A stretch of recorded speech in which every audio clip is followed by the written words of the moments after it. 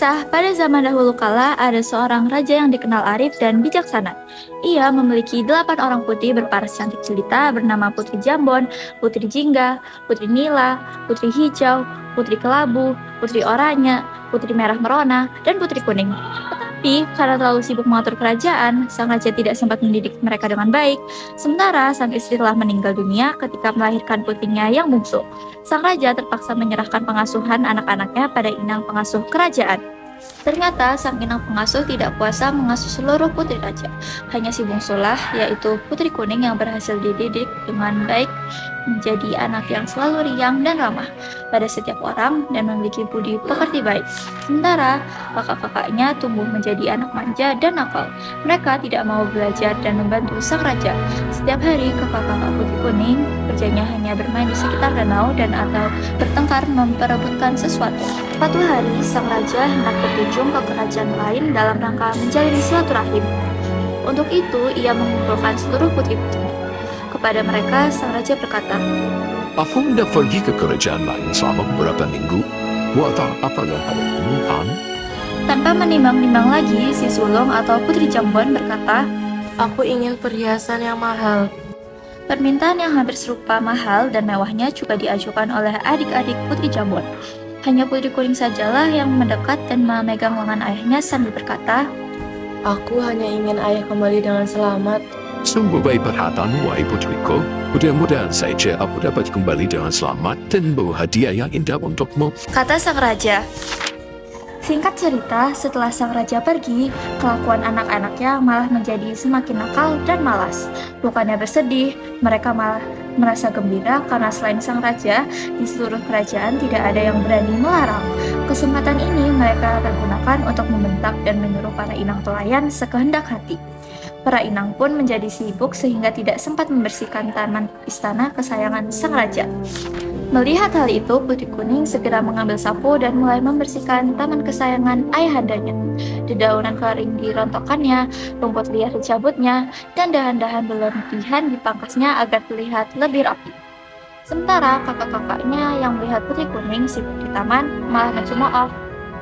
Lihat, tampaknya kita memiliki pelayan baru. Kata salah seorang di antaranya. Hai pelayan, kami masih melihat banyak kotoran di sini. Ujar salah seorang kakaknya sambil melemparkan sampah ke arah taman. Sejurus kemudian, mereka pun langsung menyerbu dan mengacak-acak taman. Ketika sang raja pulang, ia hanya mendapati Putri Kuning sedang merangkai bunga di teras istana. Sementara ketujuh kakaknya sedang asyik bermain di danau. Ia agak kecewa karena setelah berusaha payah membawakan buah tangan tetapi tidak disambut hangat oleh anak-anaknya. Hanya Putri Kuninglah yang berlari sendirian untuk menyambutnya dengan rasa sukacita. Sambil berjalan menuju teras, sang raja berkata, Anakku yang rajin dan baik budi, ayah hanya dapat memberimu sebuah kalung batu hijau. Ayahanda telah mencari di seluruh pelosok kerajaan segera, tapi tidak menemukan kalung batu kuning seperti warna kesayanganku. Sudah, tidak mengapa ayahanda. Kalung batu hijau juga akan serasi dengan warna bajuku. kata Putri Kuning lembah lembut. Keesokan harinya, walau seluruhnya telah diberi cindera mata, tetapi masih saja ada yang iri. Salah satunya, Putri Hijau yang melihat Putri Kuning memakai kalung batu hijau, segera menghampiri. Wahai adikku, seharusnya kalung itu milikku karena berwarna hijau. Kenapa sampai ada di lehermu? Tanya Putri Hijau dengan perasaan iri. Ayah memberikannya padaku. Sahut Putri Kuning singkat dan jelas. Putri Hijau tidak terima penjelasan Putri Kuning. Dia segera berlari, pergi menemui saudari-saudarinya yang lain. Kalung hijau yang dipakai si Kuning sebenarnya milikku, tetapi dia mengambilnya dari saku ayah. Katanya menghasut ketujuh saudarinya. Mendengar hasutan Putri Hijau, saudari-saudarinya menjadi panas hati. Mereka kemudian bersepakat untuk merampas kalung itu dari tangan Putri Kuning. Ketujuh adik-beradik tersebut lalu bersama-sama menemui Putri Kuning. Setelah bertemu, mereka langsung memaksa Putri Kuning untuk menyerahkan kalungnya. Tentu saja, ia menolak dan akhirnya terjadilah perkelahian sengit hingga kepalanya terkena pukulan dan meninggal saat itu juga. Dia meninggal, seru Putri Jingga dengan panik. Kita harus menutupi kejadian ini. kata Putri Merah Merona. Kalau begitu, kita harus cepat menguburnya agar ayahanda dan isi-isi istana tidak mengetahui kejadian ini.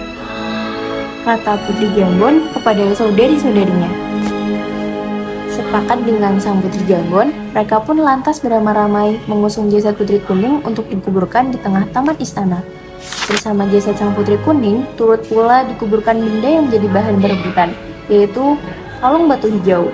Benda ini dikuburkan sendiri oleh Putri Hijau yang memicu ada pertengkaran dan perkelahian dengan Putri Kuning.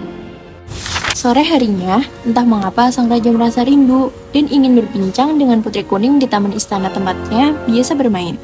Namun, karena tidak menemukannya, dia lalu memanggil para putrinya yang lain untuk menanyakan keberadaan adik bungsu mereka. Satu persatu ditanyainya, tetapi tidak ada seorang pun yang mau berterus terang. Mereka memilih tutup mulut dan pura-pura tidak mengetahui keberadaan Putri Kuning. Khawatir akan keberadaan dan keselamatan putri bungsunya, raja lalu menitah para pengawal kerajaan untuk mencarinya ke seluruh penjuru istana. Hai para pengawal, cari dan temukanlah Putri Kuning. Teriaknya gusar. Pencarian Putri Kuning selama berhari-hari hingga berminggu-minggu di seluruh penjuru istana tentu saja sia-sia belaka karena telah dikubur sangat rapi oleh saudari-saudarinya hingga tidak ada bisa yang menyangkanya. Hal ini membuat sang raja menjadi sangat sedih dan menyesal karena tidak mampu menjaga, merawat, dan mengarahkan putri-putrinya. Mereka tumbuh menjadi pribadi-pribadi yang egois, tidak peduli terhadap sesama, tidak patuh terhadap nasihat orang tua. Oleh karena itu, sang raja segera mengirimkan mereka ke negeri seberang untuk belajar budi. Tujuannya agar mereka menjadi manusia yang berbudi pekerti luhur dan dapat saling menjaga antara satu dengan yang lainnya. Beberapa minggu setelah para putri raja belajar budi pekerti di negeri seberang, tumbuhlah sebuah tanaman di atas kubur Putri Kuning. Tanaman apakah ini? Seru sang raja dengan heran. Batangnya bagi pencoba Putri Kuning, daunnya bulat berkilau bagi kalung batu hijau, sementara bunganya putih kekuningan dan berbau sangat wangi. Tanaman ini mengingatkanku pada Putri Kuning.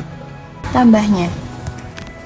Sejak saat itulah, bunga tersebut diberi nama bunga kemuning karena mengingatkan raja pada Putri Kuning.